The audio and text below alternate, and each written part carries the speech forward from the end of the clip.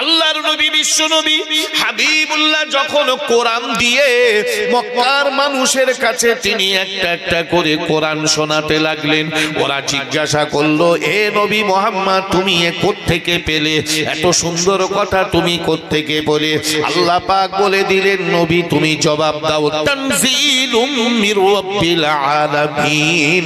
এ কোরআন আমাকে দুনিয়ার কেউ দেয়নি। তানজিলুম মির রাব্বিল আলামিন, এ আমার রবের পক্ষ থেকে, এ আমার আল্লাহর পক্ষ থেকে আমাকে দিয়েছে, আমার আল্লাহ আমাকে দিয়েছে। মক্কার মানুষেরা জিজ্ঞাসা করলো, তুমি কোরআন তো আল্লাহ দিয়েছে বলছো, তবে কবে দিয়েছে? সঙ্গে সঙ্গে আল্লাহ কোরআন দিয়ে জবাব দিলেন, শাহরু রমাদানাল্লাযী উনজিলা ফীহিল কুরআন। হে নবী তুমি ওদেরকে বলে দাও, আমি রমজানুল মোবারক মাসে আমি কোরআন নাজিল করেছি।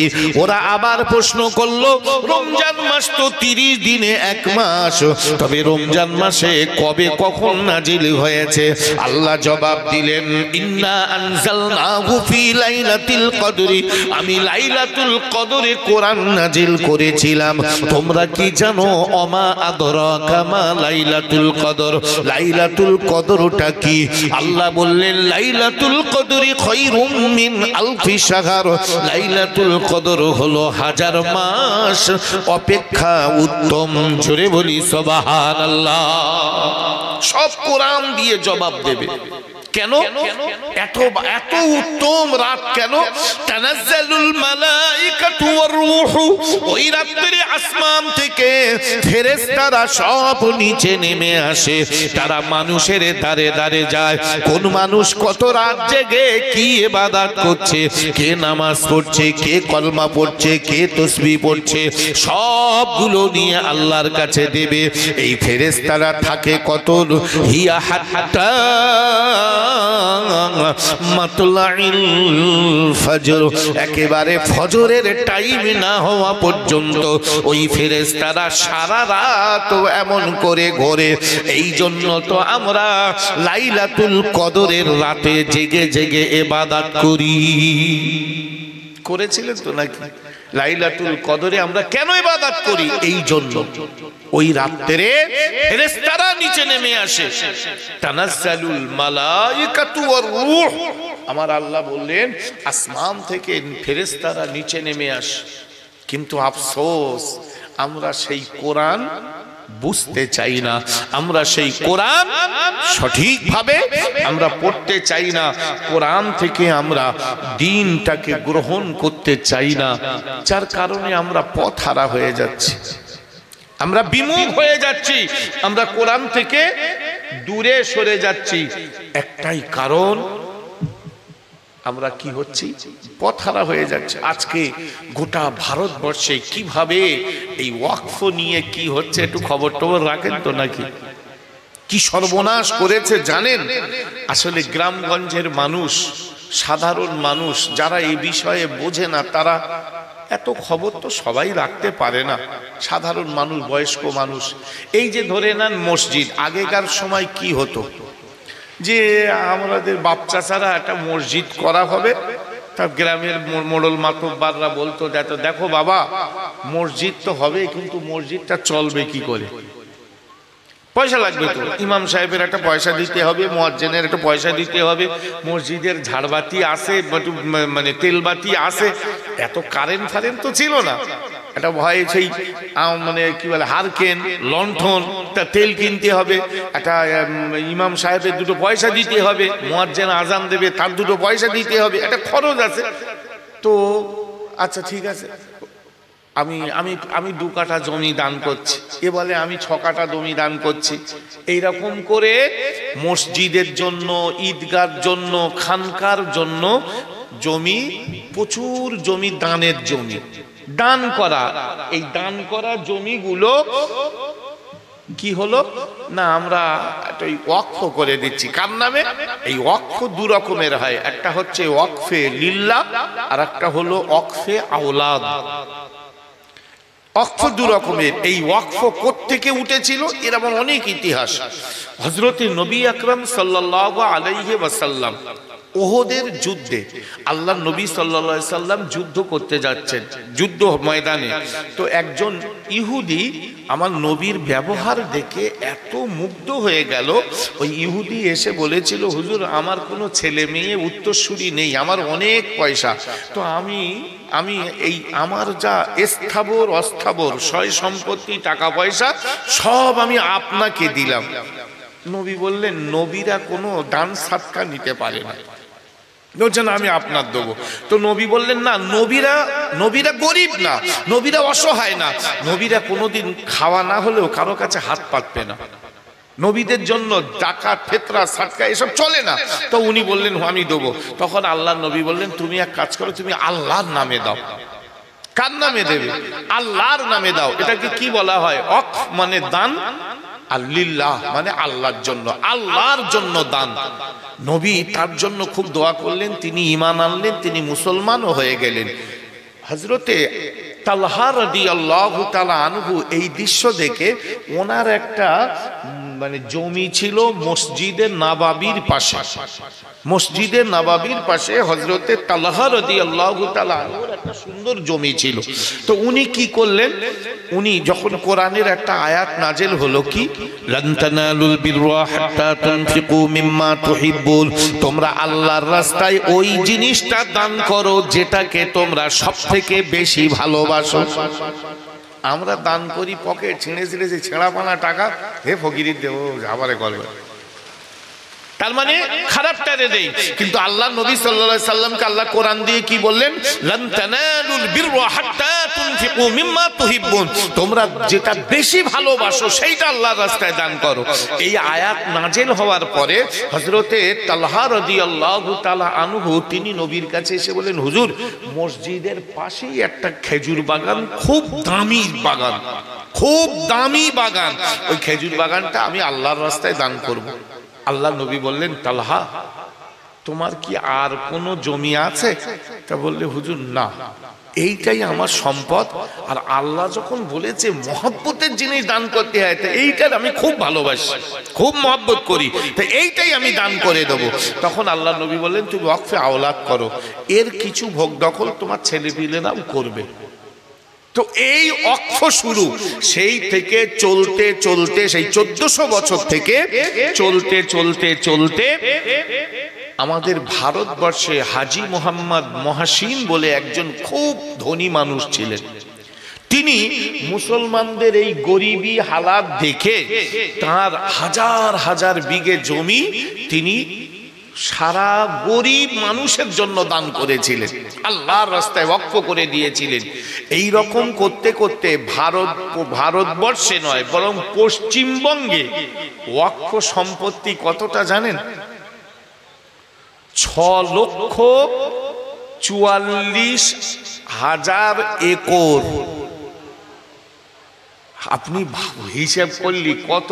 1 একরে কত বিঘে জানেন? 3 বিঘে। তাহলে 6 লক্ষ একর মানে কত বিঘে? এ ক্যালকুলেটর ফেল করে দেবে। এত সম্পদ রয়েছে। এই কলকাতা হাইকোর্ট রয়েছে কাদের জায়গায় জানেন? এই মুসলমানের জায়গায়। এই ইডেন গার্ডেন যে খেলা হয় ক্রিকেট খেলা, KKR একদম খেলাচ্ছে, ও কাদের জায়গায়? মুসলমানদের জায়গায়।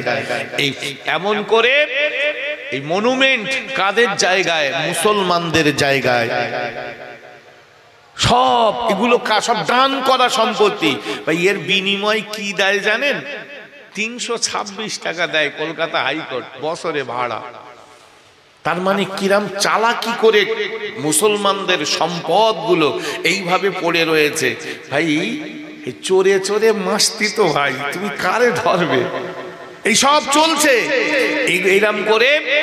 সরকার এর জন্য আলাদা একটা বোর্ড ছিল, এর জন্য একটা বোর্ড, এই বোর্ড এইটা দেখাশুনো করবে এই সম্পদগুলো। এবার ওতে এই যে ইমামদের ভাতা দেয় আমাদের রাজ্য সরকার, কোন টাকায় দেয়? এই যে ইমাম সাহেবদের ভাতা দেয় কোন টাকায় দেয়? ওই ওয়াকফের আয়ের টাকায় দেয়। বর্তমানে কয়েক হাজার কোটি বিলিয়ন ডলার পড়ে রয়েছে ওয়াকফের টাকা, খরচ করতে পারে না সরকার। ভাই অনেক সময় শোনেন পেপারে খবরে টবরে দেয় যে টাকা স্যাংশন হয়েছিল, খরচ করতে পারিনি বলে ফিরে গেছে, এরকম শুনেছেন কোনোদিন? তো বলে হ্যাঁ ফিরে যাবে কি করতে, আমাদের এখানে দিয়ে সবার দিতে। ভাই অত সহজ না, দিতে গেলেও জ্বালা, দিতে গেলেও জ্বালা। এই জন্য সরকার দিতে না পেরে এসব টাকা পড়ে রয়েছে।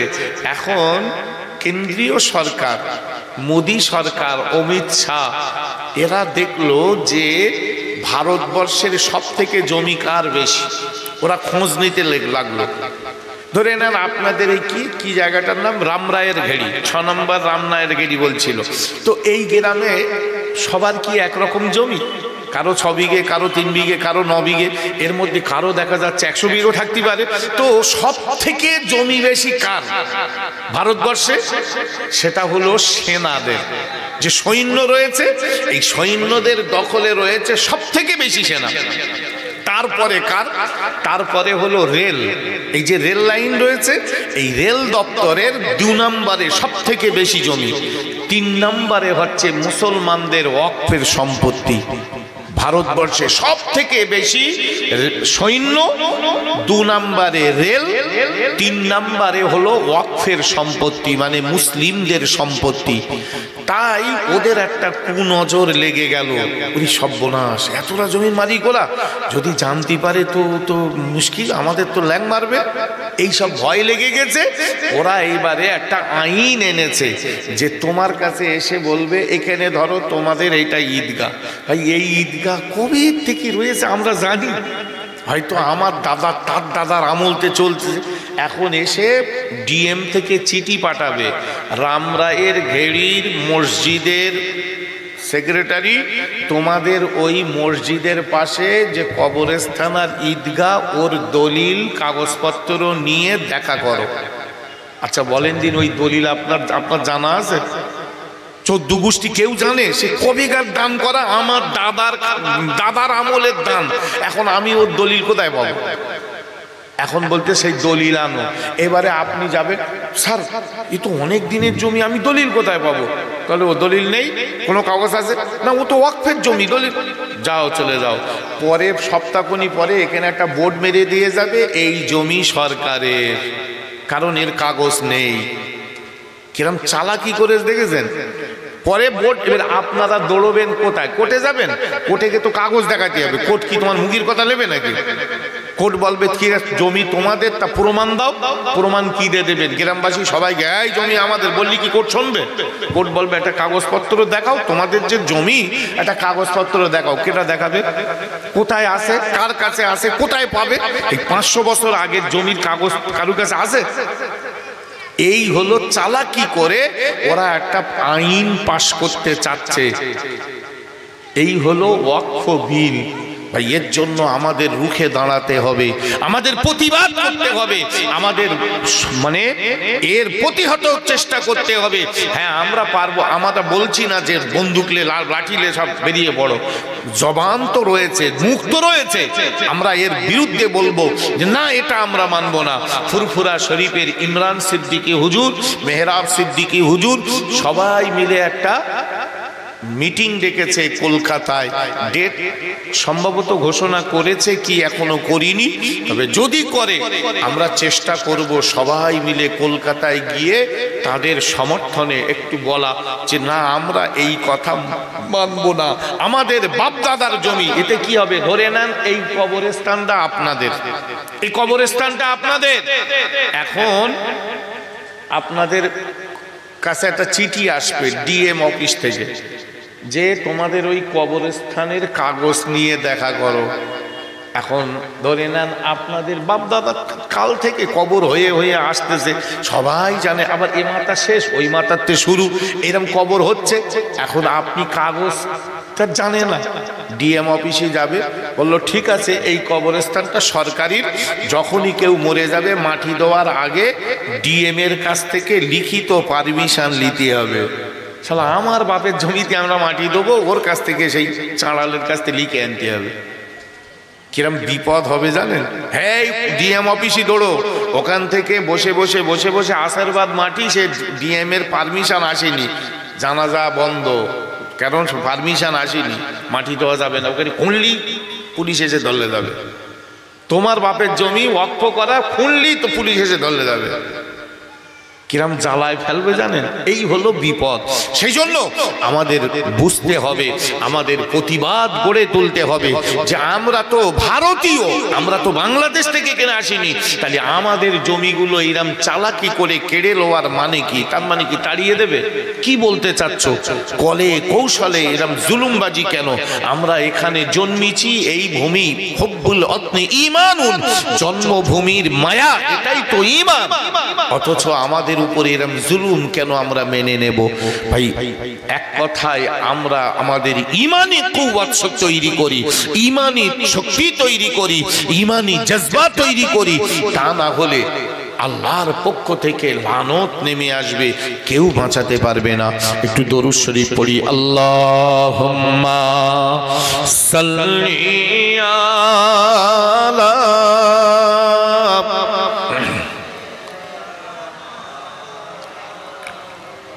وعلى آل سيدنا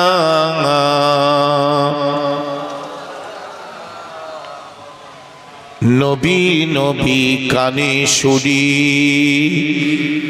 চোখে দেখলাম না, দয়া করে দয়ার নবী, দয়া করে দয়ার নবী, একবার মোদের দেখা দাও না। আল্লাহুম্মা সাল্লি আলা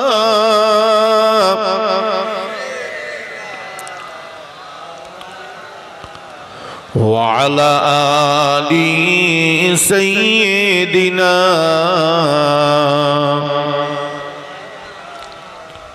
আলহামদুলিল্লাহ। যাই বা হোক ভাই, অনেক কথা আলোচনা করেছি, আমি এবারে ইতি করব। আমার পরবর্তী বক্তা আসবেন, আলোচনা করবেন, ধীর স্থির ভাবে শ্রবণ করুন। এটুকু আমি আপনাদেরকে বলবো। ভাই ওয়াজ নসিহত আমরা মুজাদ্দিদে জামান আমিরুশ শরিয়াত ফুরফুরা শরীফের দাদা হুজুর পীর কেবলা রহমাতুল্লাহ আলাইহির সিলসিলার মতাদর্শের মানুষ। আমরা সেই সুন্দর পদ্ধতিতে